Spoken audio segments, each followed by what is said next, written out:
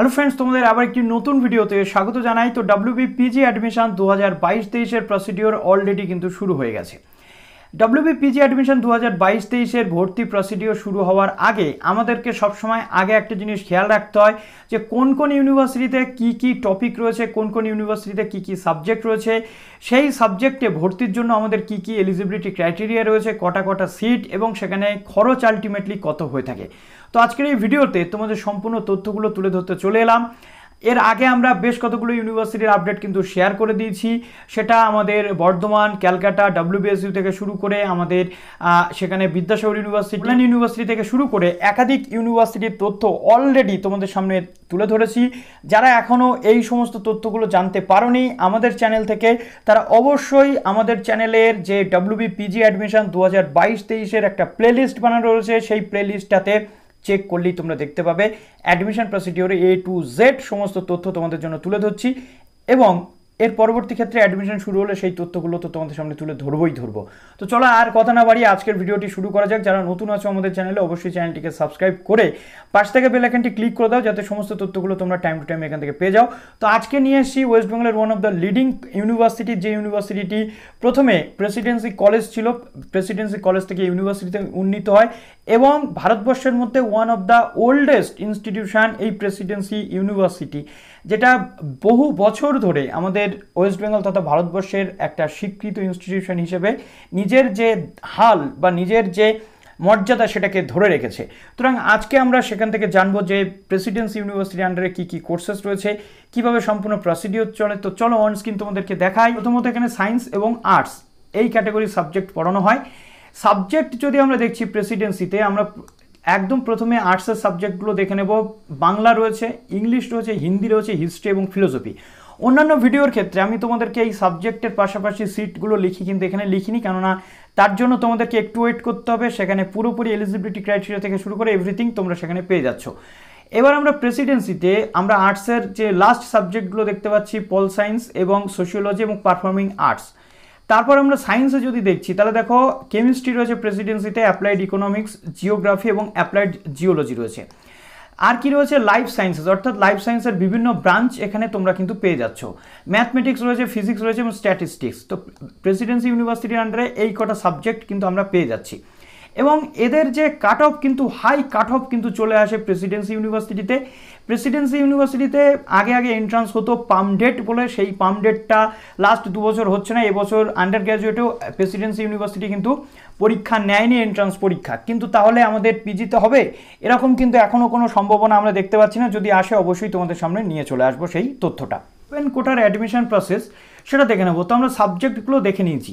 Eligibility ক্রাইটেরিয়াটা যদি আমরা দেখি, অর্থাৎ এখানে কিভাবে তোমরা ভর্তি হতে হবে। প্রথমত তোমাদের ইন্ডিয়ান নাগরিক হতে হবে, এজ লিমিট কোনো লোয়ার আপার নেই এবং এখানে candidate must have passed not before 2020, অর্থাৎ এবছর 2021-এর আগের ক্যান্ডিডেটকে কিন্তু নেওয়া নাও হতে পারে। গত বছর 2020 পর্যন্ত লাস্ট নেওয়া হয়েছিল এবং প্রত্যেকটা ক্যান্ডিডেটকে যে কোনো সাবজেক্টে যখন আবেদন করবে তখন তাকে কিন্তু অনার্স অথবা মেজর থাকতে হবে এবং সমস্ত রিকোয়ারমেন্ট কিন্তু ফুলফিল করতে হবে, এটাও বলা হচ্ছে প্রেসিডেন্সির পক্ষ থেকে। তো এবার আমরা যে সাবজেক্টের জন্য এলিজিবিলিটি ক্রাইটেরিয়া থাকে সেগুলো দেখে নেব একদম প্রথমে। তো চলো একদম প্রথমে যদি আমরা দেখতে পাচ্ছি, দেখো এখানে বাংলার ক্ষেত্রে এখানে মিনিমাম যে মার্কস লাগে, দেখো প্রথমত জেনারেলদের ক্ষেত্রে 50% মার্কস অনার্সে থাকলে তোমরা আবেদন করতে পারছো।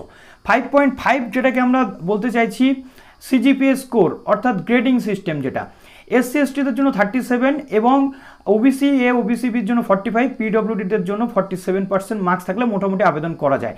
এই ইংলিশ, হিন্দি, তারপরে তোমাদের হিস্ট্রি, যে কোনো সাবজেক্ট, ফিলোসফিতে এখানে তোমাদের অনার্সের কোনো সাবজেক্ট দরকার নেই। ফিলোসফিতে আবেদন করতে গেলে যে কোনো সাবজেক্টে যদি তুমি পাশ করে আসো তাহলে কিন্তু তুমি আবেদন করতে পারছো, কিন্তু এইগুলোতে কিন্তু অনার্স আমাদের লাগছে। এখানেও কিন্তু সেম এলিজিবিলিটি ক্রাইটেরিয়া রয়েছে। তারপরে হচ্ছে পলিটিক্যাল সায়েন্স। পলিটিক্যাল সায়েন্সের ক্ষেত্রে আমরা দেখতে পাচ্ছি যে পলিটিক্যাল সায়েন্সে অনার্স দরকার হচ্ছে এবং সেই এলিজিবিলিটি ক্রাইটেরিয়া 50 বা এইগুলো রয়েছে। সোশিওলজিতে যে কোনো সাবজেক্টে অনার্স করে আসলে তুমি এখানে আবেদনযোগ্য, 50 এবং এখানে এরকম রয়েছে। পারফর্মিং আর্টসে অনার্স বা যে কোনো সাবজেক্ট, অ্যালাইড সাবজেক্টে যদি তুমি অনার্স করে আসো এখানে আবেদনযোগ্য। কেমিস্ট্রির ক্ষেত্রে কেমিস্ট্রি অনার্স করতে হচ্ছে। সায়েন্সের ক্ষেত্রে একটু ব্যাপারটা আলাদা রয়েছে, 55% মার্কস দরকার হচ্ছে এবং ওই এসসি এসটিদের জন্য 41, ওবিসি এ ওবিসি বিদের জন্য 49 এবং পিডব্লিউডিদের জন্য লাগছে তোমাদের 52%। তারপরে অ্যাপ্লাইড ইকোনমিক্স রয়েছে, এখানে অ্যাপ্লাইড ইকোনমিক্স অনার্স থাকতে হচ্ছে 55, 41 এবং যথাক্রমে তোমরা দেখতে পাচ্ছ। জিওগ্রাফি অনার্স করতে হচ্ছে, অনার্স থাকলেই তোমরা পিজিতে আবেদন করতে পারছো। তারপরে 55% মার্কস, এবং এখানে এত কম সিট থাকে যে তোমাদের এই যে মার্কস পেলেই কিন্তু যে তোমরা চান্স পাবে এমনটা নয়। অ্যাপ্লাইড জিওলজিতে তোমাদের এই বিষয় রয়েছে। লাইফ সায়েন্সের যে কোনো ব্রাঞ্চ, অর্থাৎ এখানে বটানি, এখানে ফিজিওলজি, এখানে জুওলজি, যে কোনো ব্রাঞ্চ থেকে যদি তুমি পড়ে আসো, তুমি যে কোনো ব্রাঞ্চে কিন্তু আবেদন করতে পারছো। 55% মার্কস, 41 বা এরকম কিন্তু রয়েছে। ম্যাথমেটিক্সের ক্ষেত্রে 55 দরকার হচ্ছে। ফিজিক্স, স্ট্যাটিস্টিক্স, বায়োটেকনোলজি সবটা একই রকম রয়েছে।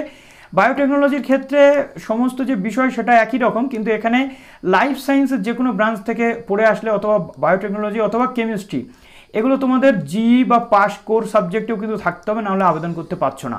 তো এখানে গত বছরের যে ডেট সেটা দেওয়া আছে এবছর, এবং এখানে আরও কিছু যে নিয়ম বা নির্দেশিকা দেখো। এবার তোমাদের টোটাল সিট, অর্থাৎ এটা হচ্ছে 20% বা ওপেন কোটা বা বাইরের ইউনিভার্সিটি এক্সটার্নাল ক্যান্ডিডেটদের জন্য এই সিটটা। বাংলায় দেখো 8টা সিট রয়েছে টোটাল, ওবিসি এসসি এসটি দেখতে পাচ্ছ। ইংলিশে রয়েছে তোমাদের 8টা সিট, হিন্দিতে রয়েছে 6টা সিট, হিস্ট্রিতে রয়েছে 9টা সিট, এবং এখানে ফিলোসফিতে রয়েছে তোমাদের 4টে সিট, এখানে পল সায়েন্সে রয়েছে 8টা সিট, পারফর্মিং আর্টসে রয়েছে 2টো, তারপরে সোশিওলজিতে রয়েছে 6টা সিট, কেমিস্ট্রিতে রয়েছে 8টা সিট। অর্থাৎ এখান থেকে তোমরা বুঝতে পারছো যে কতটা হাই কম্পিটিশন হতে চলেছে। বাদবাকি সাবজেক্টের সিটগুলো একটু তোমরা এখান থেকে দেখে নিচ্ছ, প্রত্যেকটা সাবজেক্ট পিছু কিন্তু দেওয়া রয়েছে। টোটাল 127টা সিট বাইরের স্টুডেন্টসদের জন্য কিন্তু থাকে।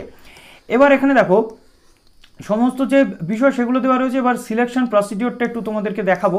তো সিলেকশন প্রসিডিওরটা কীভাবে হয় দেখো, মেরিট বেস বা ক্যালকুলেশন বা জিএমআর যেটা হয়, প্রথমত বাংলার ক্ষেত্রে অনার্সের মার্কস দেখা হয়, ইংলিশের ক্ষেত্রে অনার্সের মার্কস দেখা হয়, হিন্দির ক্ষেত্রে 60% মার্কস অনার্স এবং ওভারঅল গ্র্যাজুয়েশনের থেকে 40% নেওয়া হয়। হিস্ট্রির ক্ষেত্রে 80% মার্কস লাগে তোমাদের অনার্সে, এবং 20% মার্কস নেওয়া হয় কিন্তু ইংলিশ, যেটা তোমাদের 10+2 বা ইংলিশে তোমরা উচ্চ মাধ্যমিকে কত পেয়েছো তার থেকে 20% মার্কস নেওয়া হয়। এটা একটা আজব ব্যাপার জিএমআর যে পয়েন্ট থাকে তার জন্য।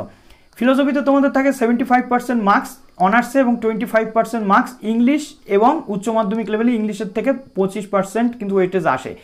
তারপরে পলিটিক্যাল সায়েন্সে রয়েছে 80% অনার্স থেকে নেওয়া হয়, এবং ইংলিশে পলিটিক্যাল সায়েন্সে উচ্চ মাধ্যমিকের থেকে নাম্বার কিন্তু নেওয়া হবে। এবার দেখো, এবার আমরা যদি দেখছি সোশিওলজিতে আমাদের অবটেন মার্কস ইন অনার্সে 25 অনার্স থেকে নেওয়া হবে, 25% অনার্স থেকে নেওয়া হবে sociology. Aggregate marks in graduation থেকে 25%, মানে ওভারঅল থেকে 25% মার্কস এখানে নেওয়া হবে তোমাদের এগ্রিগেট মার্কস বেস্ট অফ 4 উচ্চ মাধ্যমিক, এবং 25% মার্কস নেওয়া হবে তোমাদের এগ্রিগেট থেকে ইংলিশে যেটা পেয়েছো সেখান থেকে। তারপরে পারফর্মিং আর্টসের ক্ষেত্রে 50% মার্কস অনার্স থেকে নেওয়া হবে, এবং এখানে 25% মার্কস কিন্তু তোমাদের নেওয়া হয় যেটা ইংলিশ থেকে। তো এইভাবে পুরো বিষয়টা চলে। কেমিস্ট্রির ক্ষেত্রে তোমাদের অনার্সের থেকে 50% এবং কেমিস্ট্রি উচ্চ মাধ্যমিক থেকে 50% ওয়েটেজ কিন্তু আসে। অ্যাপ্লাইড ইকোনমিক্সে তোমাদের অনার্সের থেকেই কিন্তু পুরো যে বিষয়টা সেটা করা হয়। এরপর আমরা দেখতে পাচ্ছি জিওগ্রাফির ক্ষেত্রে আমাদের এখানে রয়েছে 80% মার্কস অনার্স থেকে, 20% মার্কস এখানে ইংলিশ যেটা আমরা উচ্চ মাধ্যমিকে পেয়েছি তার থেকে। অ্যাপ্লাইড জিওলজির ক্ষেত্রে অনার্সের মার্কসটাই দেখা হয়। লাইফ সায়েন্সের ক্ষেত্রে দেখো 50% মার্কস এখানে অনার্স এবং মেজর, এবং 25% মার্কস এখানে তোমাদের এগ্রিগেট মার্কস যেটা গ্র্যাজুয়েশন থেকে নেওয়া হয়, অর্থাৎ গ্র্যাজুয়েশনে যেটা পাবে তার থেকে 25% ওভারঅল থেকে, এবং উচ্চ মাধ্যমিকের বেস্ট অফ 4 মার্কস থেকে কিন্তু নেওয়া হয় 25। সুতরাং এখান থেকে দেখতেই পাচ্ছ বিষয়টা। ম্যাথমেটিক্সের ক্ষেত্রে 80% মার্কস এখানে আসে অনার্স, এবং 20% আসে উচ্চ মাধ্যমিকের ম্যাথমেটিক্স থেকে। ফিজিক্সের ক্ষেত্রে 50% তোমাদের রয়েছে অনার্স, 25% রয়েছে ম্যাথমেটিক্স উচ্চ মাধ্যমিক, এবং 25% থাকে তোমাদের ফিজিক্স উচ্চ মাধ্যমিক। স্ট্যাটিস্টিক্সের ক্ষেত্রে 75% মার্কস। এইভাবে সমস্ত যে বিষয় সেগুলো থাকে। বায়োটেকনোলজির ক্ষেত্রেও দেখো সেরকমই কিন্তু প্রসেস রয়েছে। তো এইভাবে সমস্ত যে বিষয় সেগুলো কিন্তু করা হয়ে থাকে তোমাদের। এই যে আমরা যদি দেখতে পাই যে এই পিইউ যে ক্যান্ডিডেট, যারা ওপেন কোটার ক্যান্ডিডেট তাদের জন্য প্রেসিডেন্সি ইউনিভার্সিটি অর্থাৎ পিইউ কোটা থেকে কি স্ট্যাটাস সেটা আমরা এবার দেখে নেব। তো প্রেসিডেন্সি ইউনিভার্সিটির যারা পিইউ কোটা বা 80% ক্যাটাগরি তাদের জন্য সেম এলিজিবিলিটি ক্রাইটেরিয়া রয়েছে, কিন্তু এখানে একটা বিষয় উল্লেখ্য, যেটা হচ্ছে সিটটা ওখানে দেওয়া ছিল না বলে আমরা সিটটার জন্য এখানে চলে এলাম।